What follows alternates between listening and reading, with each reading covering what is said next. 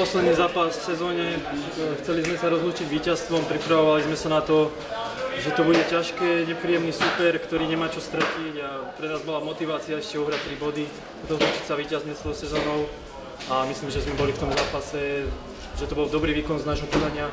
Trošku nás brzdilo možno to ihrisko, že sa nedalo zrýchlovať, že tá lopta išla pomaly. Nebolo to jednoduché na tom hrať, ale myslím, že sme k tomu pristúpili zodpovedne a škoda, že sme nedali oveľa vyššie. Tá sezóna aká bola z vášho pohľadu?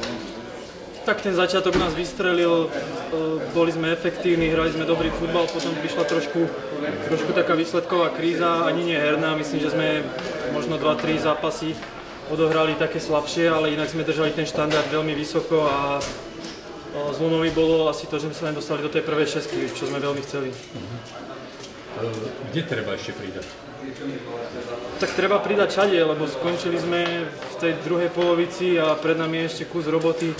Každý má čo zlepšovať, od brankára až po útočníka a myslím, že keď ešte títo veci zlepšíme alebo proste každý sa posunie o nejaké to percento, tak v ďalšej sezóne môžeme byť určite o dosť lepší.